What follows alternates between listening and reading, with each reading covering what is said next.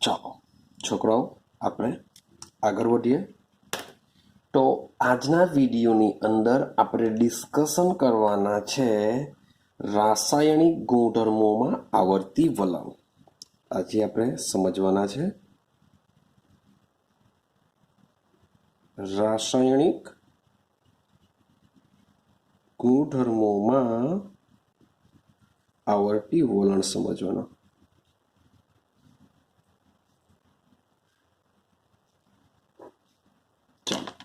તો રાસાયણિક ગુણધર્મોમાં આવર્તી વલણ. તો રાસાયણિક ગુણધર્મોમાં જે આવર્તી વલણ છે તો એવા કેટલાક રાસાયણિક ગુણધર્મો જેવા કે આપણે સમજીશું નિષ્ક્રિય, યુગ્મ, અસર લઈ લો,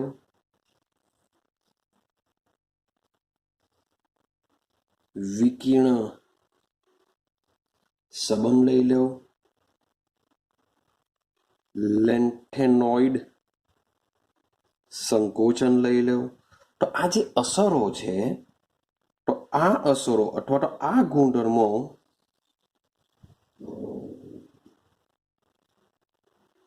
આ રાસાયણિક ગુણધર્મો જે મીન્સ કે આપણે આગળના ઇન્ડિવિજ્યુઅલ ચેપ્ટર સમજવાના છે. મેં તમને આગળના વિડીયોમાં બી વાત કરી હતી કે SPDF આ ચાર વિભાગોને આપણે 11th અને 12thમાં કમ્પ્લીટ કરવાના છે ડિટેલમાં. જેથી આ જે બધી અસરો જે વિભાગમાં મીન્સ કે જેમાં આવતી હોય તેમાં જ આપણે આને ક્લિયર કરીશું. માટે આ ચેપ્ટરમાં આપણે આના વિશે ઇન્ફોર્મેશન મેળવવાના નથી. જે આપણે શું કરીશું હવે પછીનું મીન્સ કે જે પણ આપણું ચેપ્ટર હશે S વિભાગ, P વિભાગ, જેમાં આપણે આ કમ્પ્લીટ કરીશું. ક્લિયર છે? મોટે ભાગે આપણે રાસાયણિક ગુણધર્મની જો વાત કરીએ તો રાસાયણિક ગુણધર્મમાં શાની ડિસ્કશન કરીશું. તો આ ચેપ્ટરમાં આપણે ડિસ્કશન કરીશું એક તો સંયોજકતા વિશે. સંયોજકતા અથવા તો આપણે એને કહેશું ઓક્સિડેશન અવસ્થા. આપણે સંયોજકતા અથવા તો સામા ઓક્સિડેશન અવસ્થાના રાસાયણિક ગુણધર્મમાં આપણે અભ્યાસ કરવાના છે. રેડી? અને સાથે સાથે આપણે દ્વિતીય આવર્તના તત્વોના અનિયમિત ગુણધર્મોની ચર્ચા કરીશું. દ્વિતીય આવર્તના તત્વોની અનિયમિત ગુણધર્મોની ચર્ચા કરીશું. તો આ વિભાગમાં આ ચેપ્ટરમાં આપણે 2 પોઈન્ટ સંયોજકતા અથવા ઓક્સિડેશન અવસ્થાની એક ચર્ચા કરીશું અને સાથે સાથે દ્વિતીય આવર્તના જે તત્વો છે એ તત્વો કેવી રીતના અનિયમિત ગુણધર્મો ધરાવે છે તેની આપણે આજે ડિસ્કશન કરવાના છે. તો ચાલો શરૂઆત કરીએ આપણે સંયોજકતા અથવા ઓક્સિડેશન અવસ્થાની. બરાબર સમજતા જજો, પછાડથી તમને ઈઝી પડશે અન્ય ચેપ્ટરને સમજવામાં.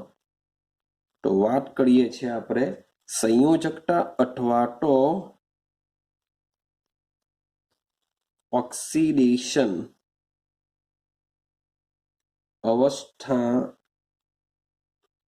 અવસ્થામાં આવર્તિતા. ચાલો સમજો. તો સૌથી પહેલા આને સમજવા માટે સંયોજકતા શું છે અથવા ઓક્સિડેશન અવસ્થા શું છે તે સમજવું જરૂરી છે. તો વાત જો કરીએ સંયોજકતા, તો આ જે સંયોજકતા હોય છે એ સંયોજકતા એક તો તત્વોનો સૌથી અગત્યનો ગુણધર્મ આપણે માની શકીએ. જે સંયોજકતા છે તત્વોનો શું કહેવાય? ખૂબ જ અગત્યનો ગુણધર્મ જાણી શકાય. હવે મારે જો સંયોજકતા વિશે સમજવું હોય તો મારી પાસે શું હોવી જોઈએ? તત્વની ઇલેક્ટ્રોન રચના હોવી જોઈએ. જો મારી પાસે તત્વની ઇલેક્ટ્રોનીય રચના જો હોય તો એ તત્વોની સંયોજકતા વિશે હું ખૂબ જ સરળતાથી સમજી શકું છું. માટે તમારે જે સંયોજકતા સમજવી હોય કે ઓક્સિડેશન અવસ્થા સમજવી હોય, તમારી પાસે શું હોવું જોઈએ? તત્વની ઇલેક્ટ્રોનની રચના. હવે કયા તત્વમાં કેવા પ્રકારની ઇલેક્ટ્રોનની રચના હશે એ આપણે ડિસ્કશન કરીને આવ્યા છે. આઈ હોપ સો કે તમને હવે ઇલેક્ટ્રોનિક કોન્ફિગરેશન આવડી જશે. ક્લિયર છે?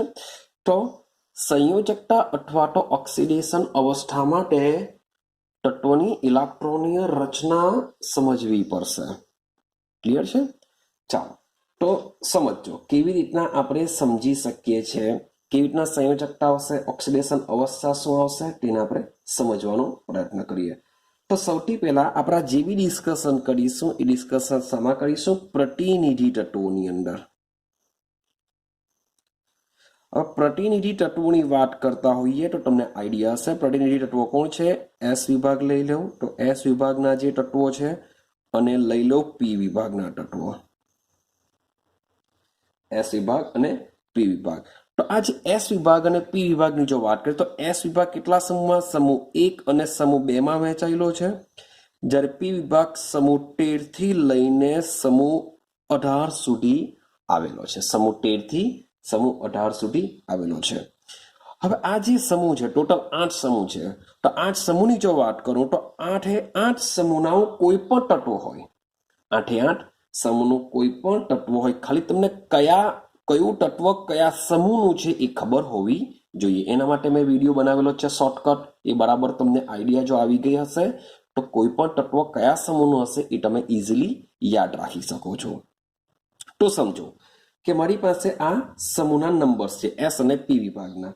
હવે થશે શું કે મારે જાણવી પડશે તત્વોની સંયોજકતા, તત્વોની સંયોજકતા તેમાં રહેલી બાહ્યતમ કક્ષામાં રહેલા ઇલેક્ટ્રોન જેટલી હોય છે, અથવા તો ઇલેક્ટ્રોનની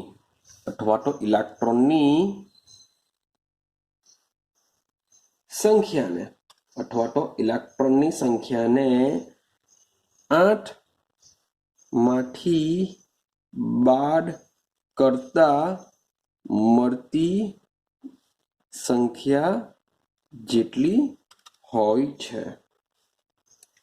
બરાબર સમજવાનો વાત કરો. ચાલો તો હું તમને એક્ઝામ્પલ આપું. મને લાગે હું સમૂહ 1 ની વાત કરું. તો આ જે સમૂહ 1 છે લીના કેરપ સાયકલ પર ફરાર, એ જે છે સમૂહ 1. તો આ જે સમૂહ 1 છે તો નંબર જ 1 છે, માટે એની બાહ્યતમ કક્ષામાં એક જ ઇલેક્ટ્રોન હોય છે. માટે સમૂહ 1 ની ભાઈ સંયોજકતા કેટલી હોય છે? 1 હોય છે. માટે સમૂહ 1 ની સંયોજકતા કેટલી હોય છે? 1 હોય છે. ક્લિયર થાય છે? ચાલો સેમ એ જ પ્રમાણે માની લો કે સમૂહ 2 ની વાત કરું તો સમૂહ 2 ની બાહ્યતમ કક્ષામાં શું હોય છે? 2 ઇલેક્ટ્રોન હોય છે. માટે સમૂહ 2 ની સંયોજકતા કેટલી કહેવાશે? 2 કહેવાશે. સમૂહ 2 ની સંયોજકતા 2 કહેવાશે. સેમ વસ્તુ આપણે આગળ જઈએ. હવે વાત કરીએ સમૂહ 13 ની. હવે સમૂહ 13 ની, હવે આપણે સમૂહ 13 માં કે 13 નથી લખવાના, આપણે શું કરીશું? આમાંથી 10 બાદ કરી નાખજો. અમારી શું કરજો? 10 બાદ કરશો. કેમ 10 બાદ કરવું પડે? કારણ કે યાદ કરો એસ અને પી ની વચ્ચે ડી વિભાગ આવશે. એસ અને પી ની વચ્ચે શું આવે છે? ડી વિભાગ આવે છે. અને આ ડી વિભાગ 10 સમૂહમાં વહેંચાયેલો હોય છે. માટે આ જે સમૂહ 13 છે, સમૂહ 13 ને શું કરીશું? 10 માંથી બાદ કરીશું તો મળશે કેટલી સંખ્યા? 3. તો આની બાહ્યતમ કક્ષામાં કેટલા ઇલેક્ટ્રોન હોય છે? 3 ઇલેક્ટ્રોન હોય છે. રેડી છે? અને બાહ્યતમ કક્ષામાં 3 ઇલેક્ટ્રોન. સેમ વાત કરીએ સમૂહ 14. તો હવે આઈડિયા આવી ગઈ હશે. 14 - 10 તો આની બાહ્યતમ કક્ષામાં 4. આ જે બી લખું છું એની સંયોજકતા લખું છું કે સમૂહ 13 ની સંયોજકતા 3 હોય છે, સમૂહ 14 ની સંયોજકતા 4. એટલે કે સમૂહ 14 ની સંયોજકતા 4 નો મતલબ શું થાય? સમૂહ 14 નું પહેલું સભ્ય કાર્બન છે. કાર્બન ચેક કરો, જો કાર્બન 4 સંયોજકતા ધરાવે, મીન્સ કે કાર્બને જે પણ સંયોજન બનાવે જેમાં એની સાથે 4 પરમાણુ કે અન્ય કોઈ ક્રિયાશીલ સમૂહ જોડાયેલા હોય છે. એટલે કે એની સંયોજકતા કેટલી હોય? 4 હોય છે. રેડી. સમૂહ 14 થઈ ગયો. સમૂહ 13 ની વાત કરું, સમૂહ 13 માં કોણ છે? બાલગાઈન્ટા. તો તમે એલ્યુમિનિયમ લઈ તો AlCl3 આપણે લખીએ. જો એ એલ્યુમિનિયમ સાથે 3 ક્લોરીન જોડાયા, એટલે કે આ સમૂહ 13 ના જે તત્વો છે એની સંયોજકતા કેટલી હોય છે? 3 હોય છે. ક્લિયર થાય છે? કંઈ ઉતરે છે દિમાગમાં? હવે જરાક સમજવાનો પ્રયત્ન કરજો. વાત કરું છું સમૂહ 15 વિશે. હવે સમૂહ 15 ને જો આપણે 10 માંથી બાદ કરીએ તો એની બાહ્યતમ કક્ષામાં થશે 5 ઇલેક્ટ્રોન. એની બાહ્યતમ કક્ષામાં કેટલા થશે? 5 ઇલેક્ટ્રોન થશે. હવે સમૂહ 15 થી યાદ રાખવું પડશે. તો એની બાહ્યતમ કક્ષામાં 5 છે, એની બાહ્યતમ કક્ષામાં 5 છે, માટે એની સંયોજકતા 5 પણ હોઈ શકે. અને અહીંયા લખેલું છે મેં ઉપર 8 માંથી બાદ કરતા મળશે. જો અહીંયા લખેલું છે 8 માંથી બાદ કરતા મળશે. તો 8 માંથી હું 5 બાદ કરું, 8 માંથી 5 બાદ કરું તો મળશે શું? 3. માટે સમૂહ 15 ના જે તત્વો છે એ સંયોજકતા 5 પણ ધરાવી શકે અને 3 પણ ધરાવી શકે. ક્લિયર થાય છે? 5 પણ ધરાવી શકે, 3 પણ. સેમ સમૂહ 16 ની વાત કરું તો સમૂહ 16 ની બાહ્યતમ કક્ષામાં હોય છે 6 ઇલેક્ટ્રોન. શું હોય છે? 6 ઇલેક્ટ્રોન હોય છે. માટે 8 માંથી બાદ કરીએ તો રહેશે 2. તો માટે આની સંયોજકતા 6 પણ હશે અને 2 પણ હશે. એની સંયોજકતા શું હોય છે? 6 અને 2. સેમ હવે સમૂહ 17 ની વાત કરો, આઈડિયા આવી ગયો છે. બાહ્યતમ કક્ષામાં 7 ઇલેક્ટ્રોન, માટે 7 પણ હોઈ શકે, 1 પણ હોઈ શકે. 8 માંથી બાદ કરો, હોઈ શકે. સેમ સમૂહ નંબર 18 ની વાત કરો, 18 માં શું થશે? 8 અને 0 થઈ જશે. તો આ રીતના તત્વોની સંયોજકતાની કેલ્ક્યુલેશન કરવામાં આવતી હોય છે. ક્લિયર થયું કે તત્વોની સંયોજકતા એટલે કે બાહ્યતમ કક્ષામાં કેટલા ઇલેક્ટ્રોન આવેલા છે તે જોવું પડશે, અને સાથે સાથે બાહ્યતમ કક્ષાના ઇલેક્ટ્રોનને 8 માંથી બાદ કરતા મળતી સંખ્યા જેટલી હોય છે. હવે તમે પાછા ક્વેશ્ચન ઉઠાવશો કે સર સમૂહ 13, સમૂહ 1 અને 2 માં 1 અને 2 લખી દીધું ડાયરેક્ટ, સમૂહ 13 માં 3 લખ્યા, સમૂહ 14 માં 4 લખ્યા, અને સમૂહ 15 થી સર 8 માંથી આપણે બાદ કરવા લાગ્યા. તો એનું રીઝન એવું છે કે મોટે ભાગે સમૂહ 1 લઈ લો, સમૂહ 2 લઈ લો, સમૂહ 13 લઈ લો, તો એ બધામાં શું છે? ધાતુઓનું પ્રમાણ વધારે છે. શું છે? ધાતુઓનું પ્રમાણ વધારે છે અને ધાતુની ટેન્ડન્સી હોય છે ઇલેક્ટ્રોન ગુમાવવાની. સમૂહ 15, સમૂહ 16, સમૂહ 17 આ જે સમૂહના તત્વો છે મોટે ભાગે બધું મિક્સ ધરાવે છે, ધાતુ અધાતુ ધરાવે છે. માટે આપણે જ્યારે આનો ઇન્ડિવિજ્યુઅલી સમૂહ વિશેનો અભ્યાસ કરીશું ત્યારે તમને આઈડિયા આવશે કે આ લોકો શા માટે સમૂહ 15 ના તત્વો 5 અને 3 બે પ્રકારની સંયોજકતા ધરાવે, સમૂહ 16 ના તત્વો 6 ને 2 ધરાવે, સમૂહ 17 ના તત્વો 7 પણ ધરાવી શકે, 1 પણ ધરાવી શકે. તો આ સમૂહનો જ્યારે આપણે ઇન્ડિવિજ્યુઅલ અભ્યાસ કરીશું ત્યારે તમને આની આઈડિયા આવી જશે. ક્લિયર છે? તો આ હોય છે તત્વોની સંયોજકતા. ક્લિયર થયું? એક જ વસ્તુ યાદ રાખો કે તત્વોની બાહ્યતમ કક્ષામાં જેટલા ઇલેક્ટ્રોન હોય તે એની કહેવાશે સંયોજકતા, અથવા સંયોજકતા ઇલેક્ટ્રોનમાંથી 8 બાદ કરતા મળતી સંખ્યા એની સંયોજકતા કહેવાશે. ચાલો હવે બરાબર સમજીએ. હવે હાલના સમયની વાત કરીએ તો મોટે ભાગે હમણાં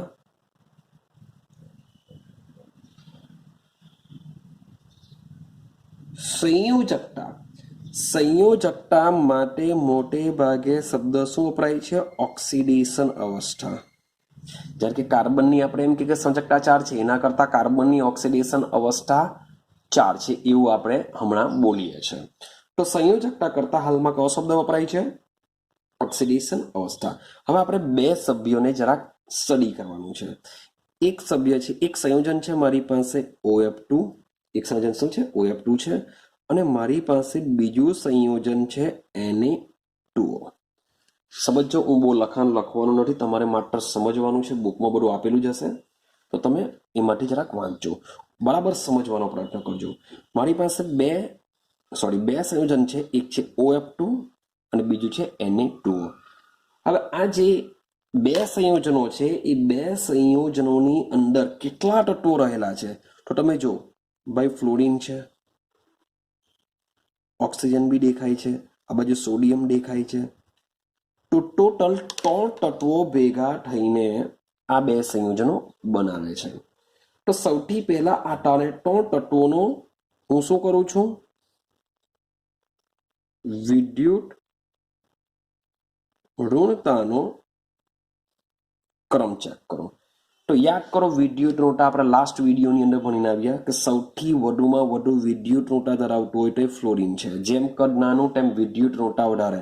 આ તો મેટલ છે, સોડિયમ મેટલ, જેના કદ બહુ મોટા હોય છે. તો 100%ની વાત છે. આ રીતના તમને શું જોવા મળશે? ક્રમ જોવા મળશે. રેડી છે? ચાલો હવે બરાબર સમજવાનો પ્રયત્ન કરજો. હવે આ સંયોજનની વાત કરું OF2 ની. OF2 માં જે ફ્લોરિન છે જેની વિદ્યુત નોટા સૌથી વધારે છે, સૌથી પહેલા હું ફ્લોરિનની ઇલેક્ટ્રોનની રચના લખું. તો ફ્લોરિનની ઇલેક્ટ્રોનની રચના લખું છું એ માત્રને ચાલો આખી જ લખી દઈએ. 1s2 2s2 2p5 5 6 7 8 9 કારણ કે ફ્લોરિનનો નંબર કેટલો હોય છે? 9 હોય છે. આઈડિયા આવે છે? ચાલો હવે ફ્લોરિનનો નંબર 9 છે. મેં ઇલેક્ટ્રોનિક કોન્ફિગરેશન લખી કરી. તો આ જે સમજો આ હિલિયમ જેવી રચના કહેવાશે. ક્લિયર છે? તો આ શું કહેવાશે? અંદરની કક્ષાના ઇલેક્ટ્રોન. આ શું કહેવાશે? બહારની કક્ષાના ઇલેક્ટ્રોન. તો એની બાહ્યતમ કક્ષામાં તમે ચેક કરશો તો 5 6 7 ટોટલ 7 ઇલેક્ટ્રોન છે. શું છે? ટોટલ 7 ઇલેક્ટ્રોન છે. હવે ફ્લોરિને જો નજીકના નિષ્ક્રિય વાયુ જેવી રચના જો પ્રાપ્ત કરવી હોય તો શું થશે?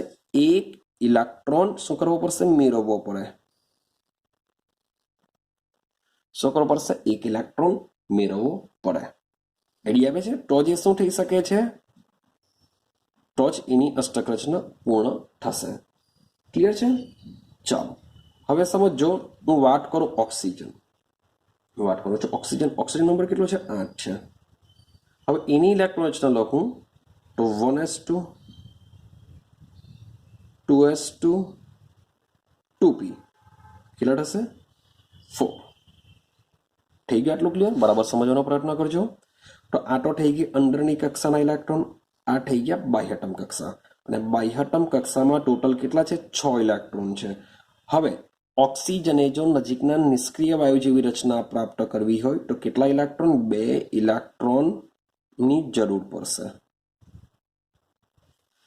હવે સમજો આ બેને જરાક સમજવાનો પ્રયત્ન કરો. ફ્લોરિન સાથે જો ઓક્સિજન જોડાય તો ફ્લોરિનને 1 ઇલેક્ટ્રોનની જરૂર છે. ઓક્સિજનને કેટલા ઇલેક્ટ્રોનની? 2 ઇલેક્ટ્રોનની જરૂર છે. ક્લિયર થઈ ગયું? હવે મેં અહીંયા લખેલું છે ઇલેક્ટ્રોન મેળવે. મેં શું લખેલું છે? ઇલેક્ટ્રોન મેળવે એવું લખેલું છે. હવે ઇલેક્ટ્રોન મેળવે કેમ? કારણ કે જેની વિદ્યુત ઋણતા વધુ તે ઇલેક્ટ્રોન મેળવશે. જેની વિદ્યુત ઋણતા વધુ, કારણ કે અહીંયા ઓક્સિજન કરતા ફ્લોરિનની વિદ્યુત ઋણતા કેવી છે? વધારે છે. માટે આ બે જો સંયોજન જોડાય તો ફ્લોરિનની વિદ્યુત ઋણતા વધારે હોવાથી એ શું કરશે? ઇલેક્ટ્રોન મેળવવા પડે. મીન્સ કે મેળવશે. એકચ્યુઅલી આ લોકોએ શું કરવું પડશે? ઇલેક્ટ્રોનની ભાગીદારી જ કરશે. કેમ? કારણ કે ફ્લોરિન બી કેવો છે? અધાતુ. ઓક્સિજન બી કેવો છે? અધાતુ. તો બે અધાતુ જોડાય ત્યારે હંમેશા કયો બંધ બને? સહસંયોજક બંધ રચાય છે. અને સહસંયોજક બંધ રચાય ત્યારે બંને પરમાણુ શું કરશે? ઇલેક્ટ્રોનની ભાગીદારી કરે.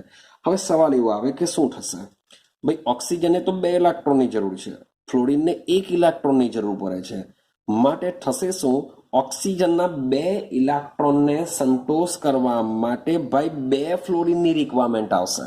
કારણ કે એક ફ્લોરિન શું કરશે? એક જ ઇલેક્ટ્રોનની ભાગીદારી કરશે. કારણ કે એને નજીકના નિષ્ક્રિય વાયુ જેવી રચના પ્રાપ્ત કરવી હોય તો એક ફ્લોરિન શું કરશે? એક જ ઇલેક્ટ્રોનની ભાગીદારી કરશે. પણ ઓક્સિજનને તો 2 ઇલેક્ટ્રોનની જરૂર છે. માટે ફ્લોરિનની કેટલાની રિક્વાયરમેન્ટ હશે?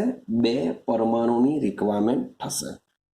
કંઈક આઈડિયા આવે છે કે ઓક્સિજનને 2 ઇલેક્ટ્રોનની જરૂર છે. માટે 2 ફ્લોરિન શું કરશે? એક ઇલેક્ટ્રોન ઓક્સિજન સાથે ભાગીદારીમાં વાપરી લેશે. માની લો કે આ છે ફ્લોરિન, આ છે ઓક્સિજન અને અહીંયા બીજો એક ફ્લોરિન લખી દઉં.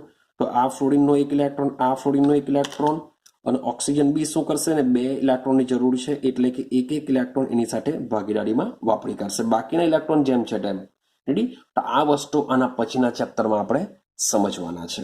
હવે સમજો ઓક્સિજન કરતા ફ્લોરિનની વિદ્યુત ઋણતા વધારે છે અને એક ફ્લોરિન જો 1 ઇલેક્ટ્રોન મેળવી લે તો અષ્ટક રચના પૂર્ણ કરે. માટે 1 ઇલેક્ટ્રોન મેળવવાની વાત કરતો હોવાથી જે ફ્લોરિન છે એ -1 શબ્દ બોલું છું -1 ઓક્સિડેશન અવસ્થા ધરાવે છે. હવે એની ઉલટી વિચાર કરો. ઓક્સિજન છે, ઓક્સિજન શું કરશે? 2 ઇલેક્ટ્રોન ભાઈ એને આપવા પડે એવું આપણે યાદ રાખીએ, 2 ઇલેક્ટ્રોનની આપવા પડશે. માટે ઓક્સિજન શું કરે છે? જો 6 જ ઇલેક્ટ્રોન છે, 2 ઇલેક્ટ્રોનની જરૂર પડે છે, માટે ઓક્સિજન +2 ઓક્સિડેશન અવસ્થા ધરાવશે. કયા સંયોજનમાં? OF2 માં. કે OF2 માં ફ્લોરિનની ઓક્સિડેશન અવસ્થા -1 હોય છે, જ્યારે ઓક્સિજનની ઓક્સિડેશન અવસ્થા +2 હોય છે. ક્લિયર? તો જે બી છે એ માત્ર બાહ્યતમ કક્ષાની ઇલેક્ટ્રોનિક રચના પરથી જ આપને ખબર પડશે કે કેટલી સંયોજકતા છે, શું ઓક્સિડેશન અવસ્થા છે. હવે ફ્લોરિનની સંયોજકતા આના પરથી ખબર પડી જશે કે એક જ છે, મીન્સ કે એક ફ્લોરિન કોઈ એક સાથે જોડાઈ શકે. જો એક જ સાથે જોડાયેલો છે, એક જ ઓક્સિજન સાથે, આ ફ્લોરિન બી એક જ ઓક્સિજન સાથે જોડાયેલો છે. પણ ઓક્સિજન તો કેટલા સાથે જોડાઈ શકે? બાહ્યતમ કક્ષામાં 6, જરૂર છે 2.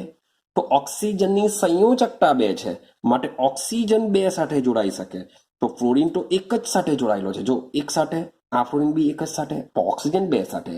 તો આઈડિયા આવે છે. માટે ઓક્સિજનની +2, આમાં ફ્લોરિનની આવશે -1. હવે આ કિસ્સો વિચારીએ, Na2. ઓક્સિજનની ઓલરેડી છે, હું અહીંયા નીચે સોડિયમની લખી દઉં. તો સોડિયમમાં શું થશે? સોડિયમની ઇલેક્ટ્રોનની રચના હું આખી નથી લખતો, હું માત્ર શું લખું છું? એની બાહ્યતમ કક્ષા. તો બાહ્યતમ કક્ષામાં શું થવાનું? 3s1 થવાનું. તો બાહ્યતમ કક્ષામાં 3s1 છે, મીન્સ કે આ શું કરશે? એક ઇલેક્ટ્રોન ગુમાવવાની વાત કરશે ભાઈ, કારણ કે એક જ ઇલેક્ટ્રોન છે, એક ઇલેક્ટ્રોન ગુમાવી દેશે. જો એક ઇલેક્ટ્રોન જો ગુમાવી દે તો આની ઓક્સિડેશન અવસ્થા કેટલી બની જશે? +1 બની જશે. જો એક ઇલેક્ટ્રોન પોતાનામાંથી ગુમાવી દે તો સોડિયમની ઓક્સિડેશન અવસ્થા કેટલી કહેવાશે? +1 કહેવાશે. ઓક્સિજનની કેટલી કહેવાશે? -2 કહેવાશે. હવે તમે કહેશો કે સર આવું કેમ? આ સંયોજનમાં ઓક્સિજનની કેટલી હતી? +2 હતી. હવે આ સંયોજનમાં તમે માઇનસ કેમ કરી દીધી? એવું તો શું રીઝન છે? તો સમજો, એનો આધાર રહેશે વિદ્યુત ઋણતા પર. તમારે કમ્પેરિઝન કરવી પડશે કે કોની વિદ્યુત ઋણતા વધારે છે, કોની ઓછી છે.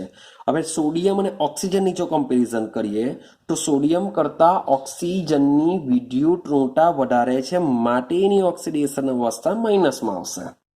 છેટો 2 જ ઇલેક્ટ્રોન, મીન્સ કે 2 જ ઇલેક્ટ્રોનની રિક્વાયરમેન્ટો પડવાની, ઇલેક્ટ્રોનિક કોન્ફિગરેશન તો બદલાવાની નથી, એ તો એને એ જ રહેવાની. પણ એની સાથે જોડાયેલું તત્વ કેવા પ્રકારનું છે, કે એની વિદ્યુત ઋણતા કેવી છે? જેની વિદ્યુત ઋણતા વધુ હશે એનો ઓક્સિડેશન આ કેવો હશે? માઇનસમાં હશે. જેની વિદ્યુત ઋણતા ઓછી હશે તેનો ઓક્સિડેશન આ પ્લસમાં હોય છે. હવે સોડિયમ પાસે બાહ્યતમ કક્ષામાં એક જ ઇલેક્ટ્રોન છે. એને જો નજીકના નિષ્ક્રિય વાયુ, નજીકનો નિષ્ક્રિય વાયુ કોણ આવવાનો? નિયોન આવવાનો. નિયોનમાં કેટલા ઇલેક્ટ્રોન? 10 ઇલેક્ટ્રોન. એની પાસે છે 11 ઇલેક્ટ્રોન. તો જો એક ઇલેક્ટ્રોન જો ગુમાવી દે તો એ નજીકના નિષ્ક્રિય વાયુ જેવી સ્થાયી રચના પ્રાપ્ત કરી શકે છે. માટે સોડિયમ શું કરશે? એક ઇલેક્ટ્રોન ગુમાવવાની વાત કરે. એક ઇલેક્ટ્રોન ગુમાવે છે, માટે એની +1 ઓક્સિડેશન અવસ્થા રહેશે. અને એની સાથે જોડાયેલું જે ઓક્સિજન છે, જેની વિદ્યુત ઋણતા વધુ છે, એને 2 ઇલેક્ટ્રોનની રિક્વાયરમેન્ટ છે, માટે એ શું કરશે? 2 ઇલેક્ટ્રોન મેળવી લેશે. આઈડિયા આવે છે? તો આ કિસ્સો તમે ચેક કરશો તો સોડિયમ શું છે? ભાઈ ધાતુ છે. ઓક્સિજન શું છે? અધાતુ છે. તો ધાતુ અને અધાતુ જો જોડાય તો ભાઈ આયનીય બંધના ચાન્સ વધારે હોય છે. જે બી આપણે આના પછીના ચેપ્ટરમાં, જે ચોથું ચેપ્ટર છે, તેમાં આ બધા બંધો વિશે ડિસ્કશન કરવાના છે. સહસંયોજક બંધ શું છે, સવર્ગ સહસંયોજક બંધ શું છે, આયનીય બંધ શું છે, ટાંટવિક બંધ શું છે, આ બધા જ બંધ વિશે આપણે ડિસ્કશન કરવાના છે. કેવી રીતના બને છે, કેટલા ઇલેક્ટ્રોનની ભાગીદારી કરે છે, એ બધું આપણે સમજવાનો પ્રયત્ન કરીશું. ક્લિયર થાય છે? તો એની આપણે વેટ એન્ડ વોચ કરો, રાહ જોવી પડશે. તો આટલું ક્લિયર થયું? મીન્સ કે આ રીતના તમારું જે સંયોજન છે. ચાલો ભાઈ હજુ એક એક્ઝામ્પલ લઈ લઈએ. માની લો કે હું સોડિયમ અને ક્લોરીનનું એક્ઝામ્પલ લઈ લઉં. ચાલો સમજો, સોડિયમની બાહ્યતમ કક્ષામાં શું હોય છે? 3s1 હોય છે. ક્લોરીનનો નંબર હોય છે 17, બાહ્યતમ કક્ષામાં હોય છે 2s2 2p5. આની બાહ્યતમ કક્ષામાં 7 ઇલેક્ટ્રોન, આની બાહ્યતમ કક્ષામાં 1 ઇલેક્ટ્રોન. જો વિદ્યુત ઋણતાનું ડિસ્કશન કરીએ તો ભાઈ સીએલની વિદ્યુત ઋણતા સોડિયમ કરતા કેવી હોય છે? વધારે હોય છે. તો ભાઈ સોડિયમ શું કરશે? નજીકના નિષ્ક્રિય વાયુ જેવી રચના પ્રાપ્ત કરવા માટે 1 ઇલેક્ટ્રોન ગુમાવી દે, માટે આનો ઓક્સિડેશન અવસ્થા +1 જ આવે. શોર્ટ એન્ડ સિમ્પલ કહી રાખું, સમૂહ 1 ના બધા તત્વોનો ઓક્સિડેશન અવસ્થા +1 જ આવે. સમૂહ 2 માં કેટલી આવશે? +2 આવશે. સમૂહ સમૂહ 13 માં કેટલી હશે +3, સમૂહ 14 માં કેટલી હશે +4। મેં તમને એની સંયોજકતાના જે આંકડા લખાવેલા છે એ બધા એના જેવા જ આવશે। સમૂહ 15 માં આવશે +5 અથવા +3, સમૂહ 16 +6 +2 મીન્સ ખાલી હમણે પ્લસ બોલી નહીં શકું, ખરેખર હમણે પ્લસ બોલી નહીં શકું કારણ કે એની સાથે કયું તત્વ જોડાયેલું છે એ બહુ ઇમ્પોર્ટન્ટ છે। જેની વિદ્યુતઋણતા વધુ તેનો ઓક્સિડેશન અવસ્થા આવશે માઇનસમાં, જેની વિદ્યુતઋણતા ઓછી હશે તેનો ઓક્સિડેશન અવસ્થા આવશે પ્લસની અંદર। માટે 5 3 6 2 7 1 આ શું હોય છે એના ઓક્સિડેશન અવસ્થા અથવા તો તમે સંયોજકતા બી કહી શકો છો। ક્લિયર? માટે સમૂહ 1 માં સોડિયમ આવે છે માટેનો ઓક્સિડેશન આ +1 હોય છે। હવે Cl ની વાત કરીએ, Cl પાસે એક જ ઇલેક્ટ્રોનની રિક્વાયરમેન્ટ છે, તો આ સોડિયમ શું કરે છે એક ઇલેક્ટ્રોન ગુમાવે છે, જ્યારે ક્લોરીન શું કરશે એક ઇલેક્ટ્રોન મેળવશે। માટે ક્લોરીનનો જે ઓક્સિડેશન અવસ્થા છે કેટલી આવી જશે -1 આવી જશે। ક્લોરીન -1 જ્યારે સોડિયમ +1। ક્લિયર થાય? તો આ રીતના તેમની વચ્ચે બની જશે બંધ NaCl કે NaBCl એક જ Cl સાથે જોડાયેલું છે, Cl પણ એક Na સાથે જોડાયેલું હોય છે। ક્લિયર છે? તો આ જે આપણો ટોપિક છે ટોપિક શું છે સંયોજકતા અથવા ઓક્સિડેશન અવસ્થા વિશેનો છે। રેડી? ચાલો એક બીજું એક એક્ઝામ્પલ સમજવાનો પ્રયત્ન કરીએ કે માનો કે સિલિકોન આપણે આવર્ટ કોષ્ટકનો ઉપયોગ કરીશું। ઓકે, તો એક ક્વેશ્ચનનો ડિસ્કશન કરીએ આપણે કે માની લો અહીંયા આપણે વાત કરીએ, માનો કે તમારી પાસે સિલિકોન છે, તમારી પાસે શું છે સિલિકોન અને તમારી પાસે છે બ્રોમિન। તો આ બંને જો એકબીજા સાથે જોડાય તો શું અણુસૂત્ર બની શકે? શું અણુસૂત્ર બની શકે? તો આ બે તત્વો એકબીજા સાથે જોડાઈને શું અણુસૂત્ર બની શકે એ જો તમારે જાણવું હોય તો સૌથી પહેલા આ બંને કયા સમૂહમાં આવેલા છે તે તમારે સમજવું પડશે। તો યાદ કરો કાસી ગયેલી એટલે કે આ સમૂહ 14 નું તત્વ છે, સમૂહ 14 નું તત્વ છે તો આની સંયોજકતા 4 છે। આટલું ક્લિયર થઈ ગયું? કાસી ગયેલી શંકર પાર્વતી એટલે કે સમૂહ 14 નું તત્વ છે।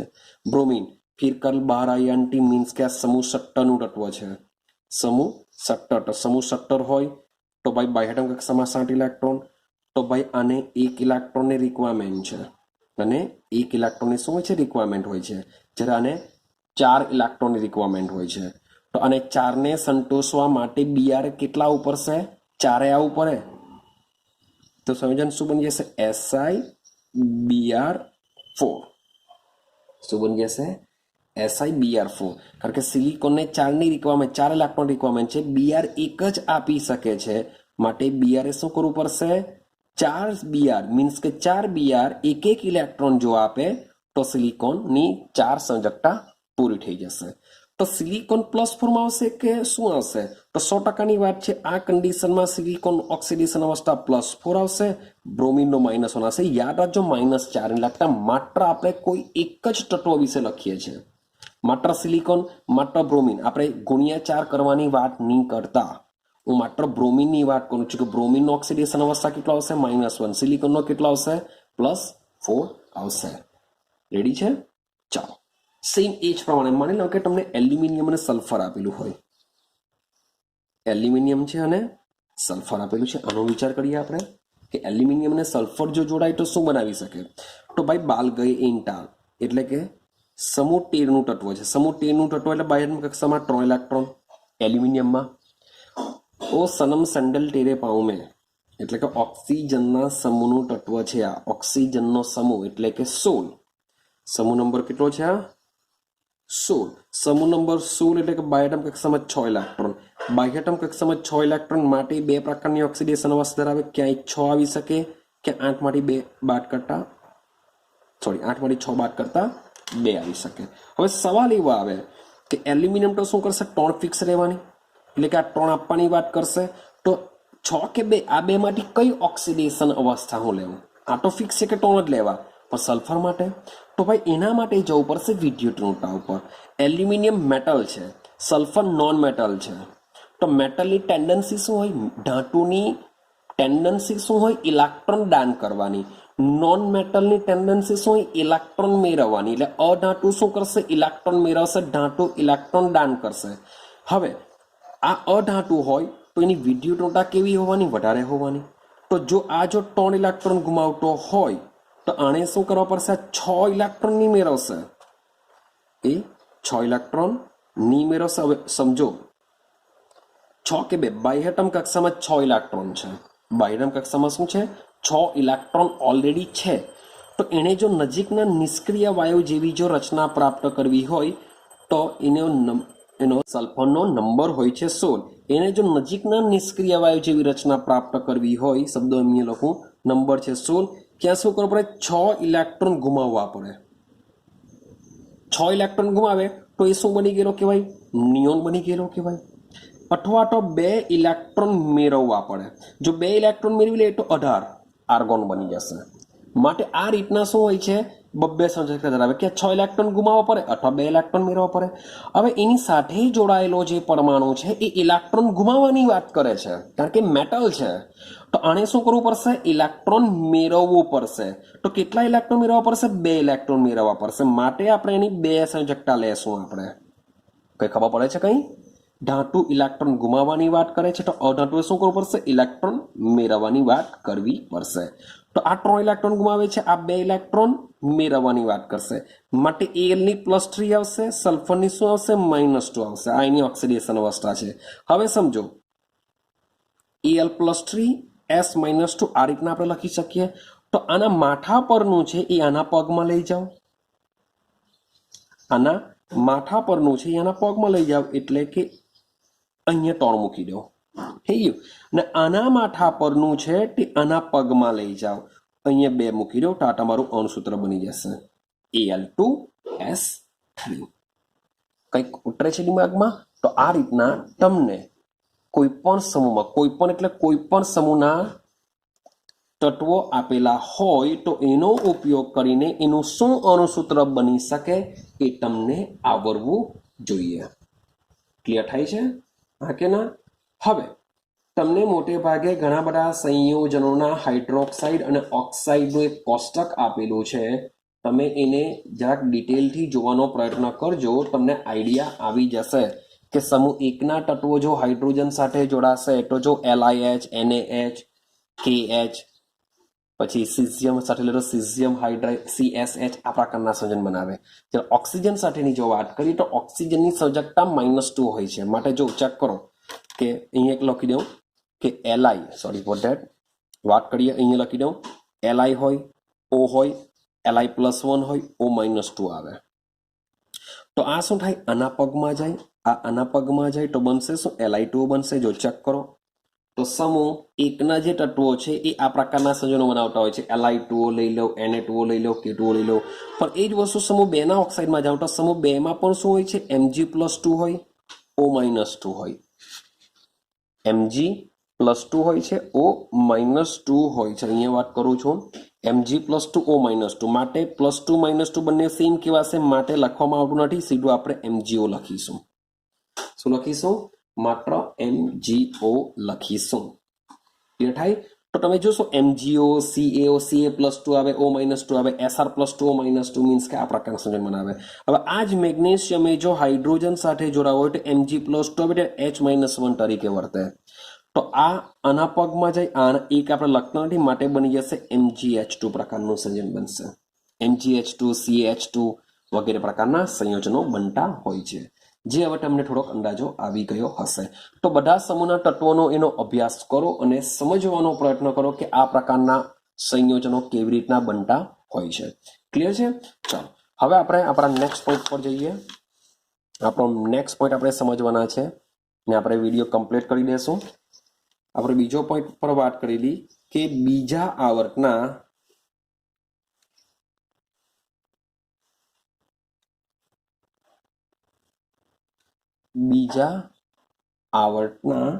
તત્વોના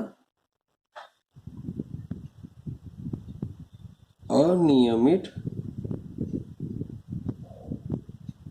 ગુણધર્મો. બીજા આવર્તના તત્વોના અનિયમિત ગુણધર્મો. ચાલો આની વાત કરીએ.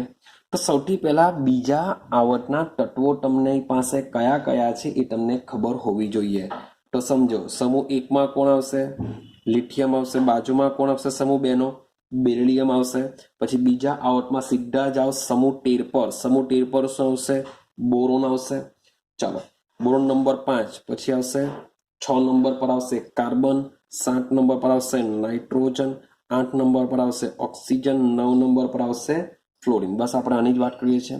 કારણ કે રાસાયણિક ગુણધર્મ ભાઈ જે 18મો સમૂહ છે એ નિષ્ક્રિય છે, મીન્સ કે કોઈ સાથે રિએક્શન કરતું નથી, એવું આપણે સમજીશું. તો આ બીજા આવર્તના તત્વો છે. હવે સમજો બીજા આવર્તના તત્વોના અનિયમિત ગુણધર્મો. તો સમજો, તો આ જે બીજા આવર્તના જે તત્વો છે એટલે કે એવું કહી શકાય સમૂહના પ્રથમ તત્વો કહેવાય. આ સમૂહના પ્રથમ તત્વો મીન્સ કે લીના કેરપ સાયકલ પર ફરા, મીન્સ કે સમૂહ 1ની શરૂઆત લિથિયમથી થાય, સમૂહ 2ની શરૂઆત બેરિલિયમથી થાય, સમૂહ 13ની શરૂઆત બોરોનથી થાય, એવી જ રીતના સમૂહ 17ની શરૂઆત ફ્લોરિનથી થાય. હવે બીજી વસ્તુ યાદ રાખજો કે આ જે સમૂહ છે એ સમૂહને જે પહેલું તત્વ છે એ પહેલા તત્વના નામથી પણ ઓળખવામાં આવે. મીન્સ કે લિથિયમ સમૂહ પણ કહી શકીએ આ લોકોને, બેરિલિયમ સમૂહ, બોરોન સમૂહ એટલે કે કાસી ગયેલી શંકર પદાર્થ એને કાર્બન સમૂહ બી કહેવાય. પછી સેમ એ જ પ્રમાણે ફ્લોરિન, ક્લોરિન, ફિર કલ બાર આયાન્ટી આખો જે સમૂહ છે એને ફ્લોરિન સમૂહ પણ કહી શકીએ છીએ આપણે. ચાલો, તો આ જે સમૂહના જે પ્રથમ તત્વ છે એ પ્રથમ તત્વો પોતાના જ સમૂહના અન્ય તત્વો કરતા અલગ રાસાયણિક ગુણધર્મો ધરાવે છે. વિચાર કરો તમે, મીન્સ કે એક જ સમૂહ લિથિયમ, સોડિયમ, પોટેશિયમ, રૂબેડિયમ, સીઝિયમ એક જ સમૂહના તત્વો છે, તેમ છતાં પણ જે લિથિયમના રાસાયણિક ગુણધર્મો હોય છે એ સોડિયમ, પોટેશિયમ, રૂબેડિયમ, સીઝિયમ જેવા હોતા નથી. સેમ નાઇટ્રોજનના જે ગુણધર્મો હોય છે એ ફોસ્ફરસ, આર્સેનિક પોતાના જ સમૂહના અન્ય તત્વો કરતા અલગ હોય છે. સેમ ફ્લોરિન, ફ્લોરિનના જે ગુણધર્મ છે એ પણ સેમ પોતાના સમૂહના અન્ય તત્વોથી અલગ હોય છે. તો આ જેટલા પણ તત્વો છે એ બધા જ તત્વોના રાસાયણિક ગુણધર્મ પોતાના જ સમૂહના અન્ય તત્વોથી કેવા પડતા હોય છે? અલગ પડતા હોય છે. તો શા માટે આવો? રીઝન શું છે? તો એ રીઝનની બી વાત કરીશું. સૌથી પહેલા આપણે લિથિયમથી શરૂઆત કરીએ કે લિથિયમના ગુણધર્મ કેવી રીતના અલગ પડે છે, શું થાય છે તેને સમજીએ ને પછીનું રીઝન તમને કહેવા. તો શરૂઆત કરીએ લિથિયમથી. તો લિથિયમ છે આપણું આલ્કલી ધાતુનું તત્વ. હવે જે લિથિયમના જે ગુણધર્મ છે એ પોતાના સમૂહના તત્વો એટલે કે સોડિયમ, પોટેશિયમ, રૂબિડિયમ, સીઝિયમ આ એક સમૂહ છે. તો આ લોકોના ગુણધર્મ બધાના સેમ છે, પણ લિથિયમના ગુણધર્મ સેમ નથી. હવે આ બાજુ જઈએ, બેરિલિયમ, મેગ્નેશિયમ, કેલ્શિયમ, સ્ટ્રોન્શિયમ, બેરિયમ આ બધાના રાસાયણિક ગુણધર્મ સેમ છે, પણ બેરિલિયમ કરતા આ લોકોના ગુણધર્મ જુદા, લિથિયમ કરતા આ લોકોના ગુણધર્મ જુદા હોય છે. પરંતુ જે લિથિયમ છે એ લિથિયમ બેરિલિયમ પછીનું જે તત્વ છે મેગ્નેશિયમ, યાદ રાખજો, જે લિથિયમ છે એ લિથિયમ અને મેગ્નેશિયમના રાસાયણિક ગુણધર્મો ભાઈ સરખા હોય છે. લિથિયમ અને મેગ્નેશિયમના રાસાયણિક ગુણધર્મો કેવા હોય છે? સરખા હોય છે.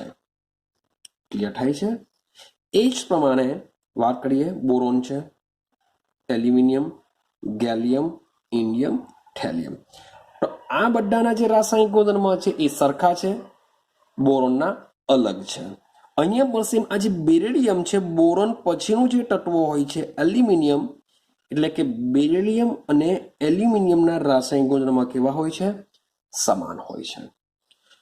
તો ભાઈ બીજા બધામાં બી સેમ એવું હશે? તો ના, માત્ર લિથિયમ મેગ્નેશિયમ સાથે, બેરિલિયમ એલ્યુમિનિયમ સાથે રાસાયણિક ગુણધર્મમાં સમાનતા દર્શાવતા હોય છે.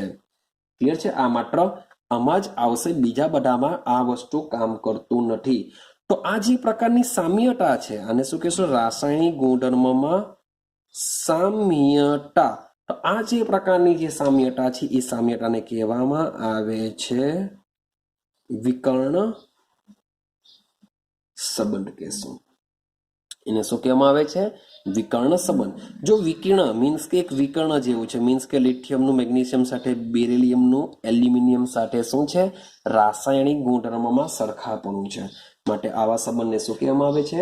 વિકર્ણ સંબંધ. તો તમારે જોડી યાદ રાખવાની છે. લિથિયમ મેગ્નેશિયમ સાથે, બેરિલિયમ એલ્યુમિનિયમ સાથે શું કરે છે? વિકર્ણ સંબંધ ધરાવે છે. વિકર્ણ સંબંધનો મતલબ એમ થાય કે બંને આના ને આના ગુણધર્મ સમાન અને આના ગુણધર્મ કેવા હોય છે? સરખા હોય છે. ક્લિયર છે? ચાલો હવે સમજો કે આપણે એક વિકર્ણ સંબંધ મીન્સ કે પહેલા પોઈન્ટની વાત કરી કે આ રીતના વિકર્ણ સંબંધ ધરાવે. બીજો પોઈન્ટ સમજજો. હવે એસ વિભાગ અને જે પી વિભાગના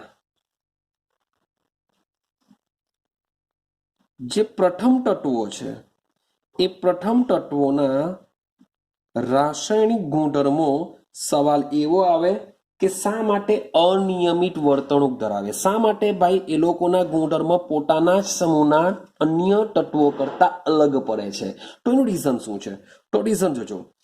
બધા કોઈ બી તમે સમૂહ લઈ લેશો, સમૂહ 1, 2, સમૂહ 13 થી લઈને 18, તો સમૂહનું જે પહેલું તત્વ છે એ પહેલું તત્વ 100% અન્ય તત્વો કરતા કદમાં ઘણું નાનું હોય છે.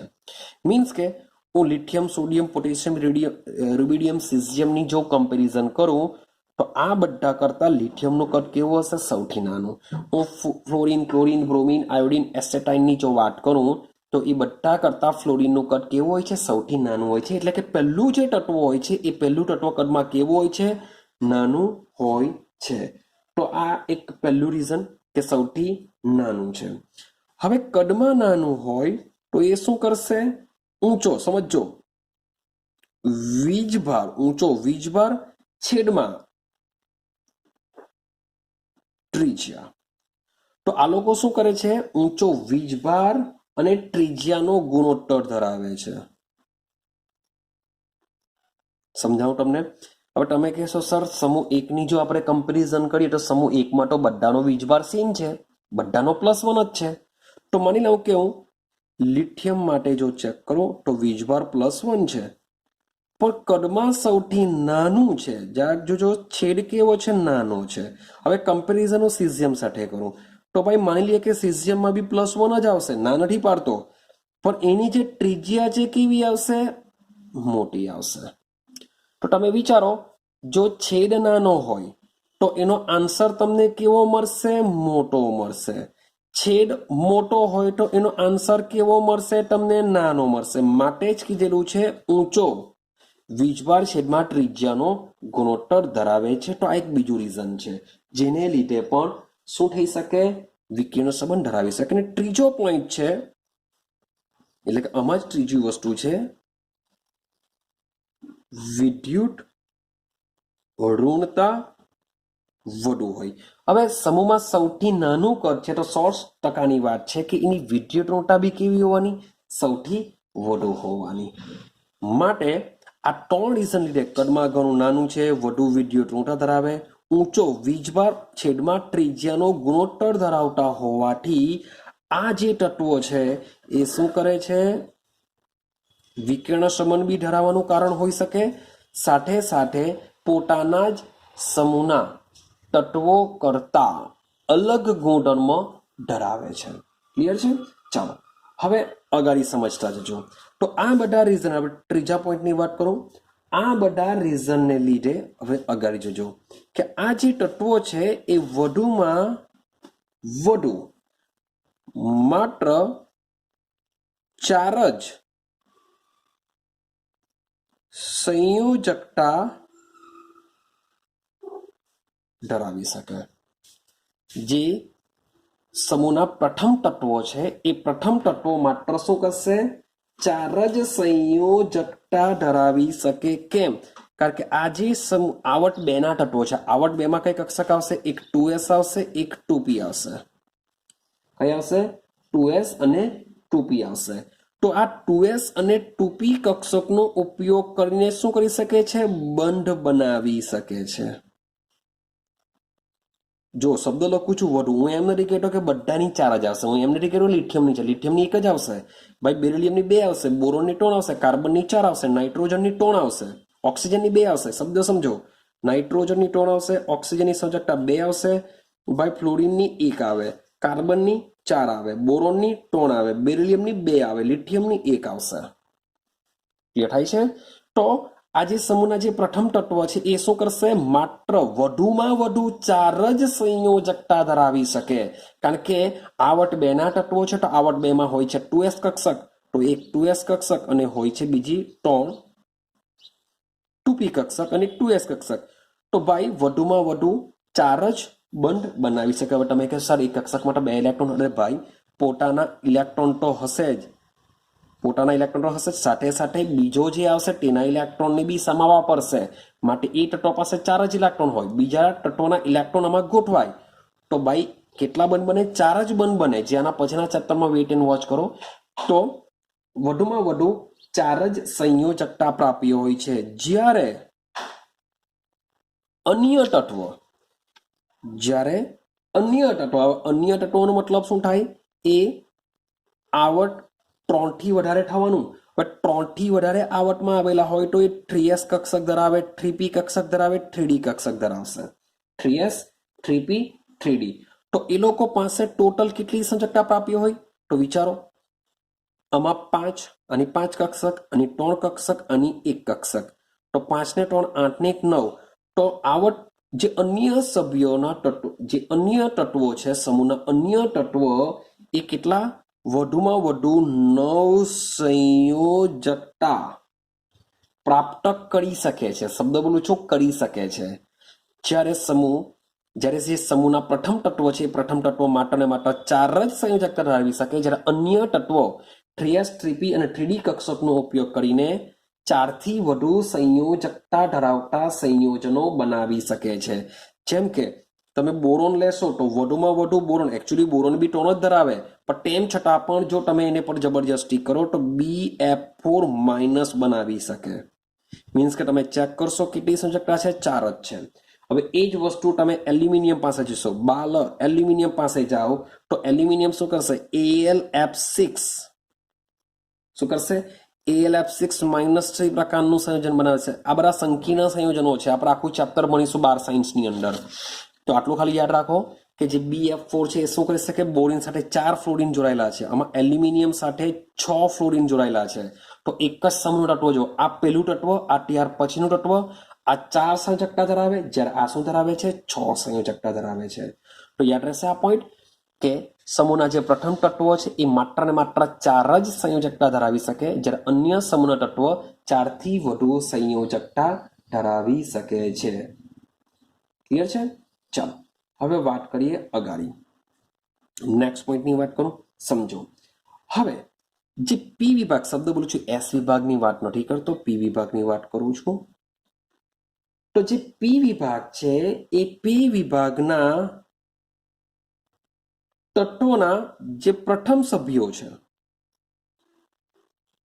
પી વિભાગના તત્વોના પ્રથમ સભ્યો, એટલે કે વાત ચાલે છે બોરોન થી લઈને ફ્લોરિન સુધીના, કારણ કે એ લોકો પ્રથમ સભ્ય છે. તો આ જે પ્રથમ સભ્યો છે એ પોતાની સાથે જેમ કે કાર્બન કાર્બન ડ્રીબન, ભાઈ કાર્બન કાર્બન ટ્રિપલ બંધ, ભાઈ સિંગલ બંધ નથી લખતો કારણ કે સિંગલ બંધ તો બધા જ બનાવી શકે, એ તો બધામાં કોમન આવશે, પણ જે વિશિષ્ટ છે એની વાત કરીએ છીએ. તો જે અન્ય સભ્ય છે, મીન્સ કે સિલિકોન છે, સિલિકોન બી મીન્સ કે આ રીતના જે પોતાના સમૂહના તત્વ સાથે આ રીતના બંધ બનાવી નહીં શકે. તો કાર્બન કાર્બન ડ્રીબન, કાર્બન કાર્બન ટ્રિપલ બંધ, સેમ નાઇટ્રોજન પર કાર્બન કાર્બન ડ્રીબન બનાવી શકે, નાઇટ્રોજન ટ્રિપલ બંધ આ રીતના રચી શકે છે. અને સાથે સાથે જે ત્યાર પછીના દ્વિતીય આવર્તના જે તત્વો છે, જે દ્વિતીય આવર્તના સભ્યો છે એ અન્ય સભ્યો સાથે પણ, જેમ કે કાર્બન કાર્બન ડ્રીબન સી ડબલ બંધ ઓ બનાવી શકે છે, સી ડબલ બંધ એન બનાવી શકે છે, બાય સી ટ્રિપલ બંધ એન ડબલ બંધ ઓ વગેરે જેવા સંયોજનો બનાવી શકે છે, જેમાં એ પીપાઈ બંધ રચશે. મીન્સ કે કાર્બનની એક પી પી કક્ષક ઓક્સિજનની એક પી કક્ષક બંને વચ્ચે કયો બંધ રચાશે? પાઈ બંધ રચાશે. હવે પાઈ બંધ શું છે? વેઇટ એન્ડ વોચ કરો. સિગ્મા બંધ શું છે? વેઇટ એન્ડ વોચ કરો. આના પછીના ચેપ્ટરમાં જે તમને બધી જ ઇન્ફોર્મેશન આપશે. તો યાદ રાખો હમણાં ખાલી કે કાર્બન અને ઓક્સિજન, જો આ એક જ સમૂહનું કાર્બન, આવર્ત 2 નો ઓક્સિજન, કાર્બન, આ બધા જે બી મેં સંયોજનો લખેલા છે એ આવર્ત 2 ના પ્રથમ સભ્ય છે. પેલી વસ્તુ મેં કીધું કે પી વિભાગના જે પ્રથમ સભ્ય છે પોતાની સાથે જ ડ્રીબન કે ટ્રીબન રચી શકે છે, સાથે સાથે દ્વિતીય આવર્તના તત્વો સાથે પણ ડ્રીબન કે ટ્રીબન રચી શકે છે, જ્યારે અન્ય તત્વો આ બધું રચી શકતા નથી, કે જે અહીંયા જે પીપાઈ બંધ રચે છે જે અન્ય તત્વોમાં જોવા મળતું નથી. ક્લિયર થાય છે? તો આ જે આવર્ત 2 માં છે, આવર્ત 2 માં તમને ચારેક પોઈન્ટ તમને સમજાવવાનો પ્રયત્ન કરેલો છે. કે પહેલો પોઈન્ટ સમજાવવાનો પ્રયત્ન કર્યો, વિકિરણ સંબંધ શાના લીધે જોવા મળે, એને જોવા મળ્યો કે વિકિરણ સંબંધ કોની વચ્ચે જોવા મળશે, એ પહેલો પોઈન્ટ. બીજો પોઈન્ટ કે આ જે તત્વોના રાસાયણિક ગુણધર્મ છે શા માટે પોતાના સમૂહના અન્ય તત્વોથી અલગ પડે છે. તેમાં તમને 3 વસ્તુ યાદ રાખવાની કે કદ નાનું છે, વિદ્યુતતા વધુ છે, અને સાથે સાથે ઊંચો વીજભાર અને ત્રિજ્યાનો ગુણોત્તર છે. ત્રીજી વાત કરી કે સમૂહ 2 ના જે આવર્ત 2 ના જે તત્વો છે વધુમાં વધુ 4 જ સંયોજકતા ધરાવતા સંયોજનો બનાવી શકે છે, BF4-, જ્યારે અન્ય સમૂહના તત્વોનું જે પ્રથમ સભ્ય સિવાયના જે અન્ય સમૂહના તત્વો છે એ 4 કરતા વધુ, એટલે કે વધુમાં વધુ 9 સંયોજકતા સુધીના આવર્ત 3 ના તત્વો બનાવી શકે છે, જેમ કે AlF6, જેમાં એલ્યુમિનિયમની સંયોજકતા 6 હોય છે. મેં શબ્દ બોલું છું અહીંયા વધુમાં વધુ, હું એમ નથી કહ્યું કે બધા જ 9 ધરાવે, આ તો વધુમાં વધુની વાત ચાલે છે. રેડી? ચલો પી વિભાગના તત્વોની વાત કરીએ તો જે પી વિભાગના સભ્ય છે, જો એસ ની વાત નથી કરતો, આ જે ડબલ બંધ બને છે માત્ર પીમાં જ બનશે, તે પણ સિલેક્ટેડમાં, બધામાં નહીં બની શકે. તો જે લખેલા છે એમાં જ બની શકે, બીજા બધામાં બનતું નથી. તમે એમ કહેશો કે સર ફ્લોરિન ડબલ બંધ તમે કીધું, ભાઈ આ વસ્તુ શક્ય નથી. ક્લિયર છે? તો કાર્બન ટ્રિપલ બંધ પોતાના જ પોતાની સાથે જ, મીન્સ કે આ રીતના ડ્રીબન કે ટ્રીબન સાથે જોડાઈ શકે છે અને અન્ય આવર્ત 2 ના તત્વો સાથે પણ જોડાઈ શકે છે, કારણ કે વધુ વિદ્યુતતા ધરાવે છે, માટે પીપાઈ બંધથી જોડાઈ શકે છે. તો આ મુજબના જે 4 પોઈન્ટ છે એ બીજા આવર્તના તત્વોના અનિયમિત ગુણધર્મ માટે જવાબદાર હોય છે. ક્લિયર છે? ચાલો હવે એક નાનો અમથો એક કોયડો છે, કોયડોને આપણે કમ્પ્લીટ કરીએ અને આજનો વિડીયો આપણે કમ્પ્લીટ કરીશું. નેક્સ્ટ વિડીયોની અંદર આપણો લાસ્ટ વિડીયો રહેશે, જેમાં આપણે તેના પ્રતિક્રિયાત્મકતાની ચર્ચા કરવાના છે. આપણો આ ચેપ્ટરનો લાસ્ટ પોઈન્ટ રહેશે. તો આપણે એક કોયડો શું છે એને વિચારી લઈએ. 3.9 છે, સમજો શું કહેવા માંગે છે તે. તો એક સંકીર્ણ આપેલું છે, જ્યારે બી આવી રીતના ચોરસ કૌંસમાં સંયોજન હોય તો એને આપણે સંકીર્ણ સંયોજન કહેશું. શબ્દ બોલું છું, સંકીર્ણ સંયોજન. તો આપેલું છે Al, Cl, H2O, 5 ઉપર +2 માં એલ્યુમિનિયમની ઓક્સિડેશન અવસ્થા અને સંયોજકતા શું શબ્દ છે સમાન હશે. સંયોજકતાનો મતલબ થાય કે એની સાથે કેટલા જોડાયેલા છે. યાદ રાખજો, સંયોજકતાનો મતલબ શું થાય? સંયોજકતાનો મતલબ થાય કે તેની સાથે કેટલા જોડાયેલા છે. શબ્દ લખું છું શોર્ટ એન્ડ સિમ્પલ, જોડાયેલા. કોની સાથે કોની વાત ચાલે છે? એલ્યુમિનિયમની. તો એલ્યુમિનિયમની સંયોજકતાનો મતલબ થાય કે એલ્યુમિનિયમ સાથે કેટલા જોડાયેલા છે. તો ચેક કરો, એલ્યુમિનિયમની સાથે કેટલા જોડાયેલા છે? તો પાણીના કેટલા મોલેક્યુલ? 5 મોલેક્યુલ જોડાયેલા છે. H2O ની નીચે લખેલું છે 5, એટલે કે પાણીના 5 મોલેક્યુલ જોડાયેલા છે અને 1 Cl જોડાયેલો છે, એટલે કે +1, ટોટલ 6. માટે એલ્યુમિનિયમની જે સંયોજકતા છે કેટલી થઈ જવાની? 6 થઈ જવાની. એલ્યુમિનિયમની સંયોજકતા કેટલી થઈ જવાની? 6. હવે એલ્યુમિનિયમની વાત કરીએ ઓક્સિડેશન અવસ્થા. તો ભાઈ આ સંકીર્ણ સંયોજન છે. ચેપ્ટર જે છે આખું ચેપ્ટર 12મા ધોરણમાં ભણશો અને આના ઓક્સિડેશન અવસ્થા, ઓક્સિડેશન આંક શોધવા માટેના રૂલ્સ એન્ડ રેગ્યુલેશન આપવામાં આવ્યા છે, રૂલ્સ એન્ડ રેગ્યુલેશન બનાવવામાં આવ્યા છે. તો હમણાં હું તમને બહુ ડિસ્કશન નથી કરું. તમે કહેશો કે સર આ કેવી રીતના આવ્યું, શું આવ્યું? તો ભાઈ એના માટેના નિયમો છે, તે તમે ધોરણ 12માં શીખશો. રેડી? તો હમણાં આપણે એની બહુ ડિસ્કશન નથી કરતા, પણ એટલું તમને કહી રાખું કે ભાઈ Cl છે, Cl ની ઓક્સિડેશન અવસ્થા શું હોય છે? -1 હોય છે, કારણ કે ક્લોરીનનો નંબર હોય છે 17. એક ઇલેક્ટ્રોન જો મેળવી લે તો નિષ્ક્રિય વાયુ જેવી રચના પ્રાપ્ત કરી લેશે, માટે હોય છે -1. ભાઈ H2O તટસ્થ કહેવાય તો એનો ઓક્સિડેશન કેટલો હોય છે? 0 હોય છે. તો મારે જો એલ્યુમિનિયમનો ઓક્સિડેશન શોધવો હોય તો આપણે શું કરવું પડશે? બધાનો સરવાળો કરવો પડે. એટલે કે Al નો ઓક્સિડેશન આંક વત્તા ક્લોરીનનો ઓક્સિડેશન આંક વત્તા H2O કેટલા છે? 5, માટે લખીશું 5 બ્રેકેટમાં H2O નો ઓક્સિડેશન આંક. હવે સમજો આના માથા ઉપર લખેલું છે +2, માટે આપણે લખીશું =+2. જો -2 લખેલું હોય તો -2 લખવું પડે. જો કંઈ નહીં લખેલું હોય તો =0 લખવું પડશે, જે આપણે 12માં ભણીશું. તો મારે એલ્યુમિનિયમનો ઓક્સિડેશન આંક શોધવાનો છે, માટે Al પ્લસ Cl નો ઓક્સિડેશન આંક કેટલો હોય છે? -1 વત્તા 5 બ્રેકેટમાં ઓક્સિજનનો કેટલો? 0 = કેટલું? +2. તો સમજો આ -1 છે, 5 ગુણ્યા 0 એટલે કે 0 જ થવાનું. -1 તે બાજુ જાય તો +1, માટે Al = +2 + 1, માટે આન્સર આવી જશે +3. એટલે કે એલ્યુમિનિયમનો ઓક્સિડેશન આંક કેટલો થશે? +3. જો એલ્યુમિનિયમનો ઓક્સિડેશન આંક +3 છે, એની સંયોજકતા શું છે? 6 છે, માટે બંને કેવી આવશે? જુદી જુદી આવશે. બંને કેવી આવશે? જુદી જુદી આવશે. ક્લિયર થાય છે? તો જરૂરી નથી કે સંયોજકતા અને ઓક્સિડેશન અવસ્થા બધામાં સેમ હોય ને હું એમ બી નથી કહેતો કે બધામાં જુદી જુદી હોય છે. એનો આધાર સંયોજનો પર રહેલો હોય છે. તો બસ આજના વિડીયોમાં આપણે આટલી સુધી જ રાખીશું. આજે આપણે 2 પોઈન્ટ કમ્પ્લીટ કર્યા. પહેલો પોઈન્ટ છે કે આપણે સમજીને આવ્યા તેના રાસાયણિક ગુણધર્મોમાં આવર્તી વલણ, તેમાં અભ્યાસ કરીને આવ્યા તેની સંયોજકતા અને ઓક્સિડેશન અવસ્થા વિશે. અને બીજા પોઈન્ટમાં વાત કરી કે જે બીજા આવર્તના તત્વો છે એના રાસાયણિક ગુણધર્મમાં આવર્તી વલણ, એટલે કે બીજા આવર્તના તત્વો પોતાના જ સમૂહના અન્ય તત્વોથી તેઓ અલગ રાસાયણિક ગુણધર્મો ધરાવે છે, તો એનું રીઝન શું છે તેની આપણે ડિસ્કશન કરીને આવ્યા. તો બસ આજના પૂરતું આપણે આટલું જ રાખીએ છીએ. તો કાલે આપણે મળીશું એક નવા પોઈન્ટ રાસાયણિક પ્રતિક્રિયાત્મકતા વિશે. બહુ નાનો અમથો બનશે ને આપણે આ ચેપ્ટરને પૂર્ણાવટી કરી દેશું, એટલે કે ચેપ્ટર નંબર 3 આપણું કમ્પ્લીટ થઈ જશે. તો મળીશું ત્યાર પછી. તો મળીશું આપણે કાલે. તો હજુ બી સબસ્ક્રાઇબ નહીં કર્યું હોય તો ચેનલને સબસ્ક્રાઇબ કરો, લાઈક કરો, શેર કરી દેજો. તો મળીશું આપણે નેક્સ્ટ વિડીયોની અંદર.